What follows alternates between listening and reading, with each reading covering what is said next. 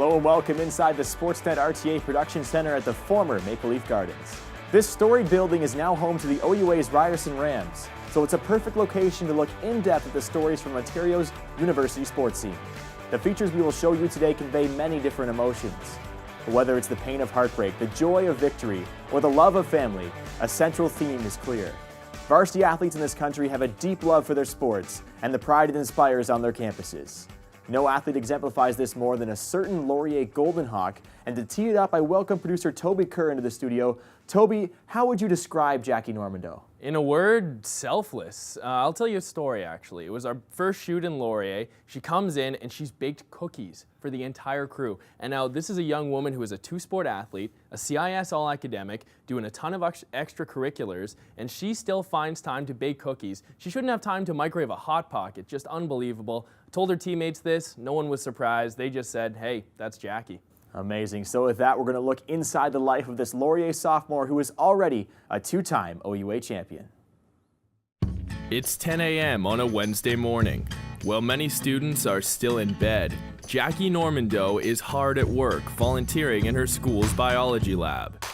Only in her second year, she's the lab's lone undergrad volunteer, working alongside 4 thesis students and 2 earning their masters.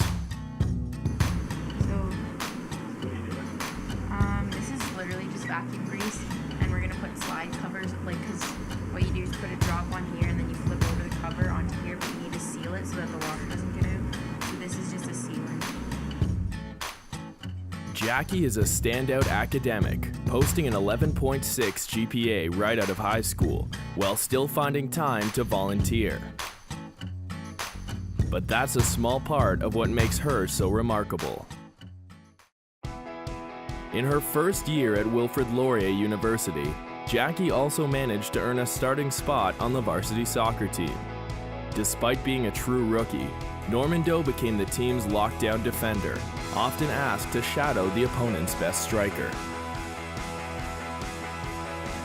Jackie definitely is different. She's unique and different than almost any athlete that I've ever coached, and the fact that her focus and her level of commitment and desire to excel, not just in soccer, but in life, in every aspect of anything that she chooses to participate in is truly exceptional. And she makes a commitment that is beyond what you'd say 99% of the top athletes at university level would be able to put forward. It's mostly her dedication. Every time she comes to practice, every game, you never hear her complain. She comes out and she gives it all she has, and it's fantastic because she's playing 2 sports, and even every time you see her, she's never complaining about it, and she's always the hardest working player when the rest of us pretty much don't have that much else and we're still complaining.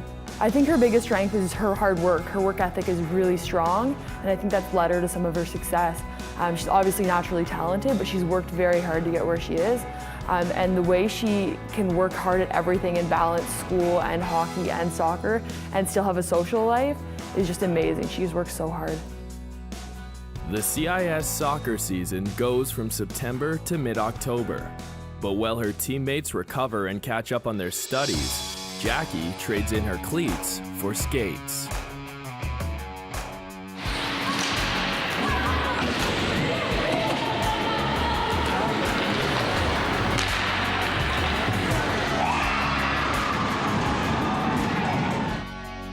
I don't know how she gets everything she gets done in a 24-hour period sometimes. It is, I have a hard time understanding why she doesn't run out of gas at practice. But Jackie doesn't just play for both teams, she shines. Normando earned soccer's Rookie of the Year award and was named Laurier's most outstanding rookie athlete. All this while being named a CIS all-academic in both sports. Well, she assumed a leadership role in her first season. She does it quietly, but I think she got the respect of our senior players right out of the gate with the things that she was willing to do off the field and her level of performance on the field. So she led by example in her first year. She's still a quiet leader for us, and I think our expectation moving forward will be that she is a more dominant leader within our group as she grows into her senior years of soccer at Laurier. More important to Jackie than any personal honor was the success of her teams. And succeed they did. Soccer was unbelievable. Like, you're just in the season, you're in the moment, trying so hard for everyone to get there, and then suddenly you win and you're like, what just happened? And then hockey, we're like, suddenly we end up in the final series and it's like, holy, this could actually happen. Like, so I don't know, it was just unbelievable because the amount of time you put into each sport. Like, winning one is amazing, winning two is like, what just happened? I've always wanted to play hockey. Like, since I was, as long as I can remember, I've wanted to play hockey. But then I played soccer in the summer because everyone played soccer, and now I really do love them both. I was actually thinking only of soccer for a while because I was on kind of like, I wasn't quite there for hockey, and then I got onto a better hockey team and I thought, well, maybe I could do it. And actually I was in Barry's office talking to Barry about soccer, and I asked where the hockey rink was. And he's like, you play hockey? And I'm like, well, yeah, I do. And he's like, okay, well, go talk to the hockey coach. I was like, really? Like, this is like a dream come true. So then I contacted the hockey coach, and it kind of started from that. So it really started at Laurier that I thought, well, maybe I could do this. But finding that balance hasn't always been easy. I saw it crack once last year in her rookie season when she made the transition from soccer to hockey. Soccer was just finishing the emotional run of the Nationals, and we were into our overload, which was about a week and a half before we were going to taper a little bit. And Jackie's the type of person that cannot stand there and watch the rest of the team work really hard, and we tried our best to make her just taper and set up an individual overload for her, but she's just not built that way. Most people would have given up, quitting one, if not both, sports. Jackie Normando isn't most people. I kind of just use like sports as a break from school and school as a break from sports. It's like I don't get nervous for games too much because I have midterms to study for and vice versa. So I guess some weeks it's pretty like exhausting, but you just keep going and, you know, get a good night's sleep one night and then you're ready to go. Loved by coaches and teammates alike, Normando has become an integral part of Laurier athletics, both on and off the field.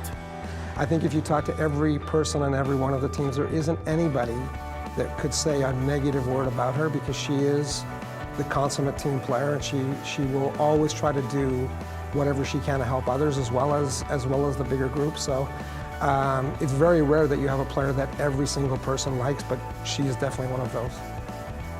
I think, like, literally I just can't choose between them. Like, I would miss one so much that I'm like, it's worth all this time, it's worth all this effort to play them. Plus, like, both teams, like, I love everyone on all the teams.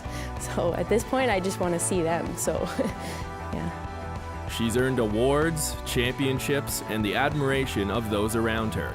Laurier will remember her as Jack Star, the woman who did it all. Simply an unbelievable young athlete and one of the most genuine people you will ever meet. After the break, we'll stay in Waterloo and move to the home of the Warriors, where a hockey team has banded together in the wake of a tragedy.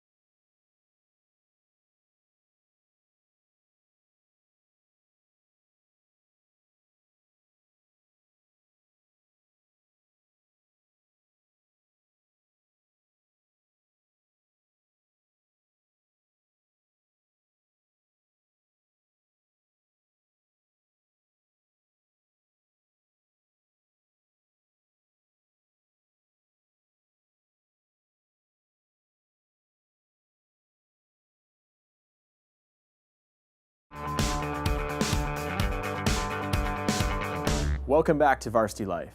One of the unique things about collegiate sports is the sense of togetherness teams can build despite yearly roster turnover. Most accredit this to the amount of time varsity athletes spend with their teammates during the school year. From road trips to practice to study hall, their teammates are the people they get to know the most. All this can make the sudden loss of a teammate as painful as that of a family member.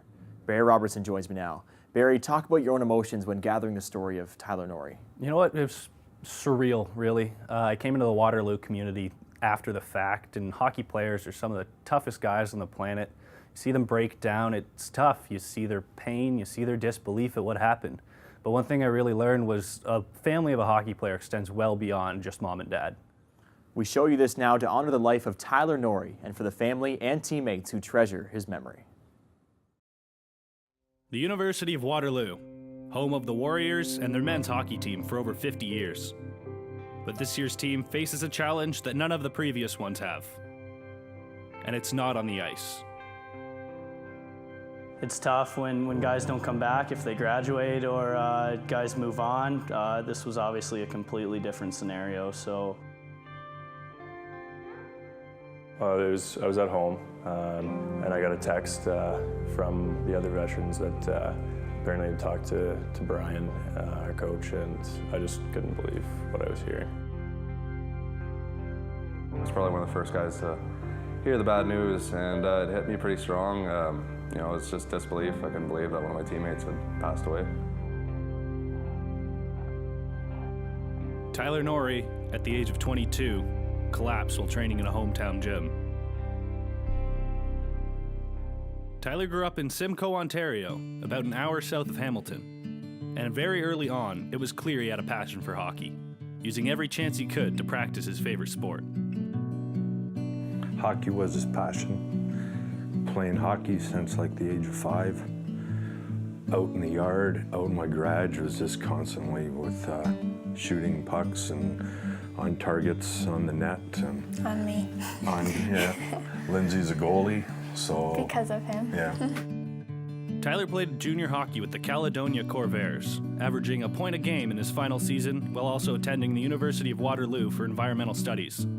It was then he piqued the interest of Warriors coach Brian Burke. He was a solid junior player. He was at the school already. He's a good person. I did lots of work on his background as a character type of guy and as a teammate, and everyone loved him. So we knew he could play for us.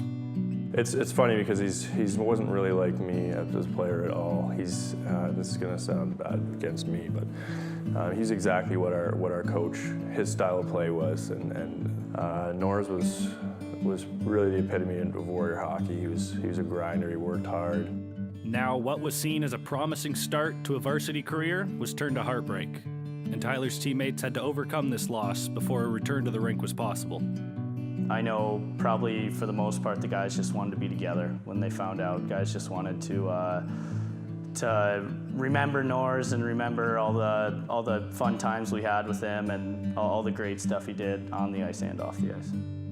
Last time I saw him was actually during an exam, right before he finished. Me and him were both not very happy with the way the exam went, but I went out and had a couple drinks after and forgot all about it.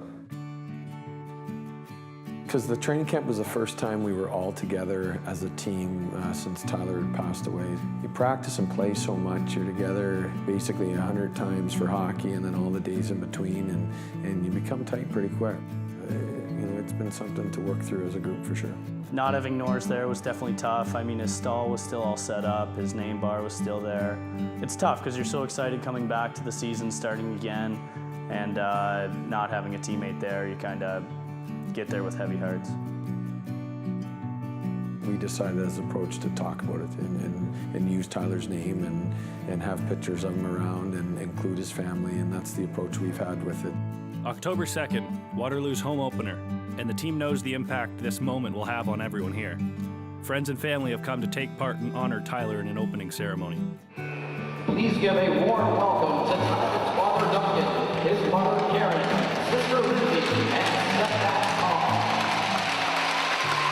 Tom. We went up and dropped the puck for their opening game, and they unveiled the patch that they're wearing this year for Tyler. And we were just treated incredibly. Tyler was a member of the Waterloo community for far too short, but will forever be a Warrior. Tyler played his first season with the Warriors last year. It was great. After that puck drop game, we went into the dressing room afterwards, and just stories chirping back and forth across the change room was awesome. I was talking to his parents about the game after, and basically they were saying, like, we came to this game and we felt like we were still watching Tyler, and you know, it was the same for everyone in the room. We still felt like Tyler was in the dressing room and, you know, on the ice with us that night. The Warriors would go on to win their opener 7-2. And now, just 2 years removed from the OUA championships and expecting to contend, the Warriors are doing what they can to find a source of motivation out of their tragedy. For some, it makes them appreciate not just the game, but life a little more. I think it just gives us that little bit of motivation that, you know, we're all very lucky to still be here and have the chance to play. And Norris would have done anything to be here with us. Obviously, we have the patches, and it's a constant reminder. A lot of the times, there's no escaping the fact, and not that we want to. I mean, it's important motivation for us, and obviously, none of us expected that to happen. So it's constantly there. So far, Waterloo has been having success with a team that has become closer than ever before. Now they aren't simply playing for themselves, but for a teammate, a brother, and a son that was taken too soon. I think it kind of gives you a sense of pride when you go out there to know that you're playing for him and for his family. He'll be missed. You know, it's hard for everyone in that dressing room, especially me. I spent a lot of time with him on the ice and away from the rink. And, you know, I just want him to know that I know he wants to be here every night, and I wish he could be. It's just that I'm so proud of him. Everything that he has done. I'm proud to be his father.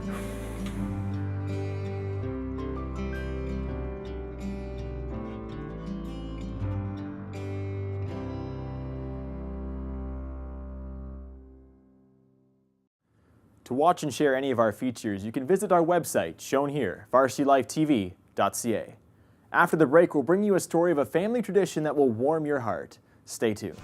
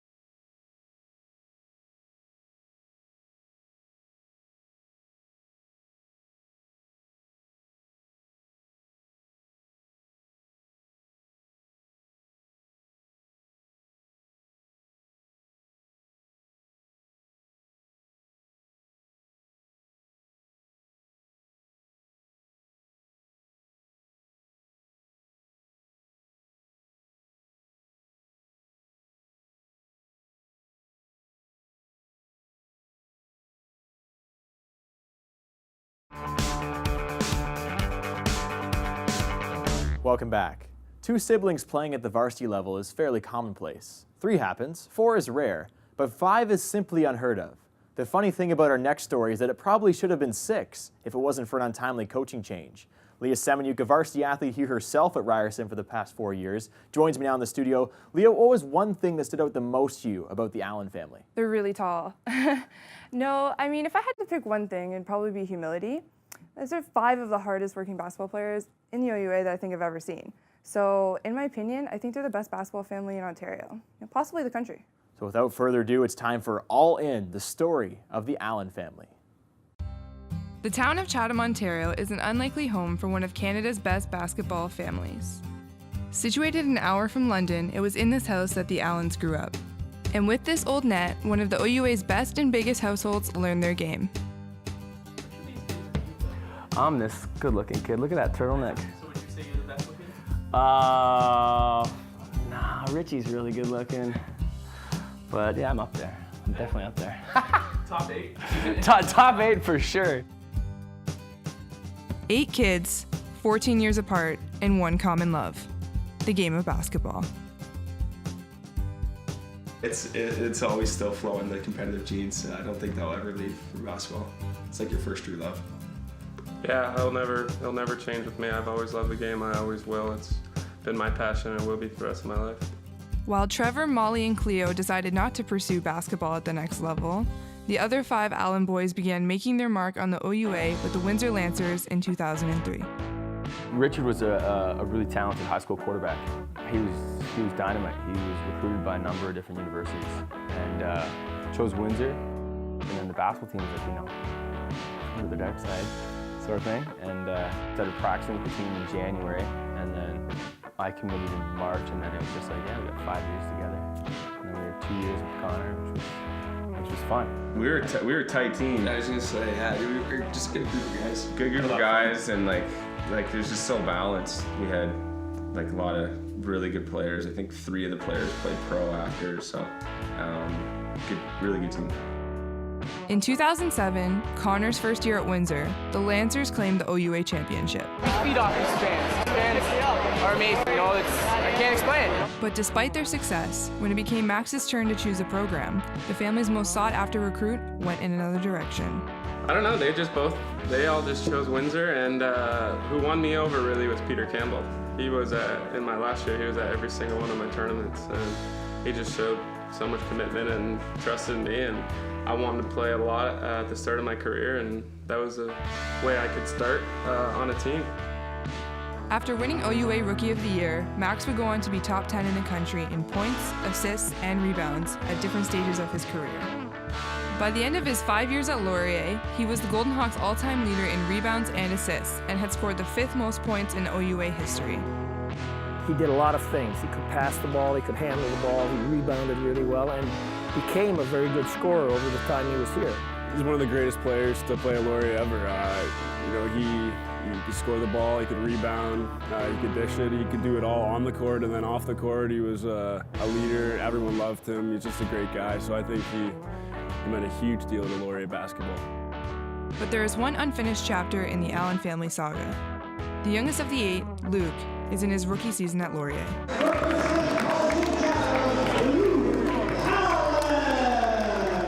And as it turns out, they may have saved the best for last. My last recollection of playing basketball was with Luke when he was like about 4 or 5, and he was only, at school for half day, and I went out while he was shooting, and I was guarding him, and I had my arms up, and then he made me only put one arm up, and then that was too much, and then I could only have no arms up, and I'm like guarding him like, come on, Luke, but yeah. Well, I grew up watching my brothers as soon as I was born. Like, I was always in the gym, but I was in a lot of camps as I was younger, all throughout the year, and just playing elementary basketball and just watching my brothers play. What do you think is Luke's biggest strength as a player?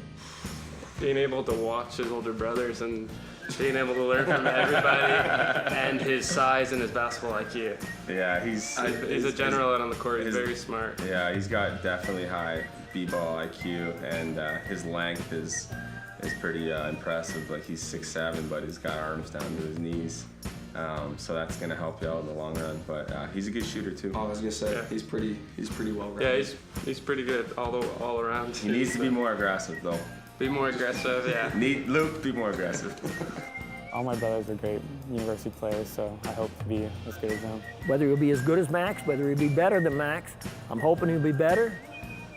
But I'd be happy if he was as good as Max, because that was a pretty good run for us. He has the potential to beat Max's records, but at the same time, I don't think he's ever thought about it. He's thinking about getting the W's. If I got anywhere close near to his numbers, that'd be pretty impressive, but getting wins I think is more important to myself, and trying to thrive to be as best as I can. Whether they are on or off the court, basketball runs in the Allens' blood. I think it's just how much we love and support each other. I know that sounds kind of cliche, but you know, we've been such a strong family and so supportive of one another. Being awesome, and also like just I don't know, being good guys, having fun, being good teammates. Hopefully be able to help the teams win, but for the most part you want to be a good person, I think. So just enjoy what you're doing. Yeah, have fun. That concludes this episode of Varsity Life. It's been a pleasure bringing you some of the best stories this province's exploding varsity sports scene has to offer. As the OUA continues to improve and expand, our hope is that the coverage of its athletes and their stories will grow along with it. We thank you for joining us.